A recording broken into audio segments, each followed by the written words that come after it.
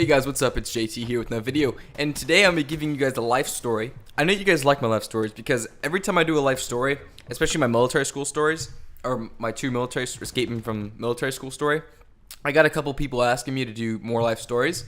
So I decided I'll drop a few. I don't like to run right through them, and the reason why I don't like to is because I only have so many. So I don't like to run right through them. Of course, I'm always having more as I make new ones, as more experiences arise. But I run through them ultimately if I were to just do them in every day, and I try to upload every day. But sometimes I miss a few days. But for the most part, I upload pretty regularly. So if I were to do that, I'd run through all of them within a month or two. So I don't like to do that. That's why I do the beginner stoner guide.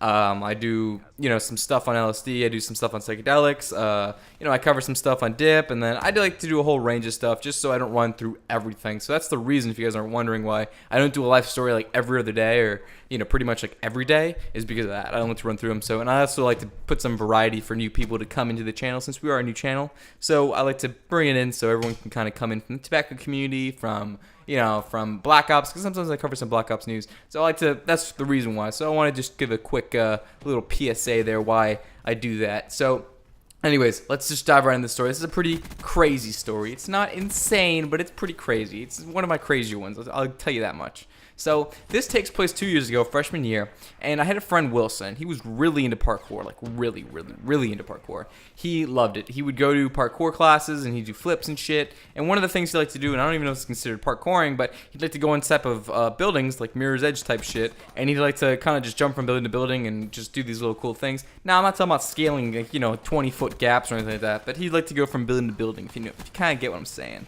So I live in Miami, in a city. So there's naturally a lot of buildings, and I'm not talking about like 40-story high rises where we're jumping from one high rise to another. No, nothing like that. But these are like, I want to say like 3-story like things. And we have this thing called Miracle Mile, and that's pretty much like a place where it's just like rows. And I don't know if you guys, like, for DC, they have this place called Georgetown, and Georgetown in DC is kind of like a place where like it's just like a huge line, or in this case a huge mile of buildings that are just all connected.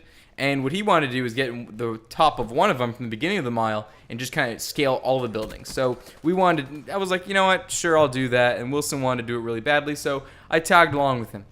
And we'd only done this like 2 times before. But anyways, so we'd go on these roofs, and we just kind of jump over the roofs. And like I said, it wasn't a very common thing. We had only gone on these roofs a few times, but we did it every now and then. So, and it was never really an issue. So we went on this roof. And as we're going to this roof, we had to get it through a parking garage. So it was like a 5-story parking garage. And at the top of it, you'd get on the top, and then you could scale from the parking garage, you could scale like 50 buildings that were just lined up in a row, and they were all lined up, and some of them were a little taller than others, and it wasn't that difficult. It was really cool. It was almost like it was built for parkour. It was pretty cool because they were all lined up next to each other. Some you had to scale, but otherwise there weren't too many gap places, and if the gaps were big, they were like 2 feet, so it wasn't that big of a deal. You just jump them, but they were kind of scary. But anyways, so we'd go on these roofs. And one day, as we're going on one of these roofs, it's broad daylight. Not that it was a big issue, but we didn't like to be seen by cars or anything like that, because there's a lot of police on that kind of Miracle Mile area. So we didn't like to be seen too much. So we'd kind of stay in the middle of them.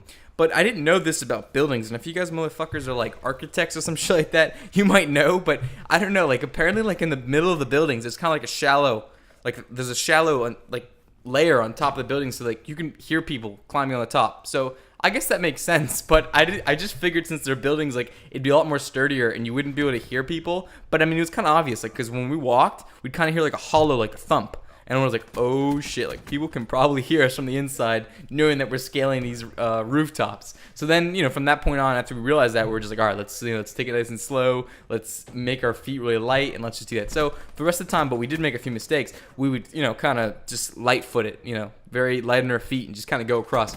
So we're doing this, and some guy pops out, and he sees us from the adjacent garage, because there's 2 sides of this street. And from the adjacent garage, some guy's looking at us, and we see him on the phone looking at us and pointing at us. And we're like, oh shit, he's calling the police.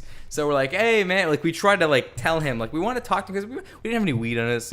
We didn't think what we were doing was that big of a deal, and I don't think it is. I mean, I really, even to this day, like I wouldn't recommend doing it, but I'm just saying, like I don't think what we were doing was vandalism. Like I mean, it's trespassing, I guess, but I don't think it was that big of a deal. So we went to go talk to the guy. We didn't go up to him, but from the other roof, we were just screaming. I'm like, hey, like what's going on? And he's like, and the motherfucker was like, I'm calling the police. You're not supposed to be on top of there. And then we try to tell him like we're doing parkour, and I don't know. I guess we figured if we'd give him a reason that we were doing parkour, that he would just be like, oh, okay, true, I won't call the police. But I don't know. He was like, I don't care, get down from there. And we're like, okay, we will, and we didn't. We did not go down. So we're just like, fuck it. He'll the police will come, they won't find us, and that's a big deal, right? So we keep scaling these things. And then we realized like 5 police cars. 5. I'm serious. Like there was at least 5 that just stopped by in the middle of this alleyway meeting the guy. And we can see this, and they can't see us because we'd already scaled a little further on, and we can see back where we were. But these guys, these like 4 or 5 police officers are talking to this guy like, all right, where are these guys? And he's obviously just telling them.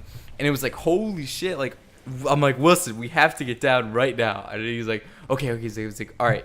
But there's no way to get down unless you'd had to come down from the way we came, and the only way to come down from the way we came was to go back. And if we went back, then you'd see the police officers would see us. So we're like, okay, we're gonna have to camp out somewhere. So we ended up going in this like really not a high rise, but it was one of the taller buildings. It was like if everything there was around 3 to 4 stories, this one had to be at least, I want to say like 5 or 6. This one was a little taller one.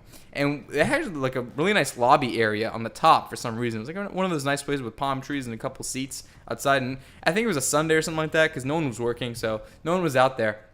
And so we camped out there for like 15 minutes just shitting our pants. And we check, and the police officers are still like looking around, and they're still there. And we're like, oh my god. So what we end up doing is we end up slowly crawling down from the areas and kind of like crouching down / going prone, and like just kind of like really just trying to evade these guys. Eventually we reached the one point where, because needless to say, with these areas we're on the roofs, right? Some of the parts of the roof are kind of covered off. So some of the parts, like, you're okay. Like if you just crouch, they can't see you. But the only way to get to the garage was to get in this roof that had no covering whatsoever. It was just a roof, and literally everyone could see you. It doesn't matter if you went prone. It doesn't matter if you crouched. It doesn't matter what the fuck happened. It doesn't matter if you military crawled. It doesn't matter. You're gonna get seen. So, and it wasn't that big of a deal if you're only in there for a few seconds. But if the police are looking for you and they see you right on the other side, then you're looking for trouble. So, needless to say, we ended up doing it. We did it. But as we get over there, we find ourselves stuck. Like, we can't move because we realize if we move, there's another police officer blocking off the other side where the parking garage is. So, like, oh my god. And he's not in his car. He met up with his other guys before. But we were still kind of scared that, okay, this guy might see us. That we don't know what's behind the wall. So, it's just like, what the fuck are we going to do? Wilson goes, dude, let's just jump right down. And it kind of like the second story part before you got in the parking garage was like maybe 2 stories, right? And I'm saying, like, I'm not breaking my legs, I'm not gonna fucking jump. And he's like, no dude, you just gotta absorb the shock with your knees. And as soon as, because he's like parkour, he's like, and as soon as you absorb it, you do a somersault. He's like, I've done it like 100 times before. I'm like, well, I've never done this before, so I'm like, I'm gonna break my legs. And he goes, no, it's gonna be fine. And I'm like, no, we're not doing this. So we end up trying to look for another place, and literally, like, I want to say like another 20 minutes went by where we're just stuck in that same place. And at this point, now the police are just kind of all over the parking garage that's adjacent to us, just trying to see us. And no, we can't move. Because if we move, they might see us. And if we move back, it's too late for that. And if we move forward, we're definitely fucked. So the only way is to jump, and I couldn't find anything else. But suddenly, to the right of my eye, using my peripheral vision, I found this one little place where if you jumped on the side railing of the staircase and if you landed that correctly, and you used your arms to kind of shimmy down to kind of break the fall, you could do it. And it marked off another like 10 feet from the jump. So I was like, I'd rather just jump from here, right? Rather than just taking, a full 2-3 stories to my legs. So I did that. So what we ended up doing was I shimmied my body to the edge of the roof, and I grabbed my hands, and I dangled off. And I didn't want to dangle for too long because I was very exposed. Like, you could see me very obviously. And so I ended up just kind of letting my legs go and letting my arms go, and I put my hands across the wall, and all my hands had scraped up, and my feet I used to kind of create friction to make it so it was slower to fall, and it worked, and we got down. But now we're down in the middle of this alleyway between the 2 garages, and now we're in police territory. This is where the police came. This is where they met the guy. So, all right, so now we're down, and we're like, okay, we got to run now. So we start running, and one of the police guys, I think he saw us, but he didn't say much. But I'm pretty sure he saw us. But I think he was kind of cool because, I mean, he kind of gave, I mean, I saw him. I noticed him. Wilson didn't see him, but I kind of noticed him. And he kind of just, like, went down to his microphone to say something, but he didn't seem so, engaged to go, like, run after us. And he wasn't fat. Like, I don't know why. Like, he just didn't, was like, oh, I'll just tell the guys over there that he's over there, but I'm not going to really do anything. Because he wasn't that far away, but he could see us, right? So I didn't understand why he didn't run after us, but he didn't. So then we just end up sprinting it. We book it. And we book it towards the police officer or the police car that's over there. And we didn't know if it was empty or not. And we ended up finding out later that it was empty. I mean, I said that before, but we ended up finding out now that it was empty. And we run off there and take a right, and now we're right in the mile, and we're like, okay, I think we're good. Like, we're off the thing. I don't think they're gonna keep looking for us if we're not on top of there. So whatever, let's just keep walking and mind our own business. Right? So we're at the end of the story now, and so we're walking,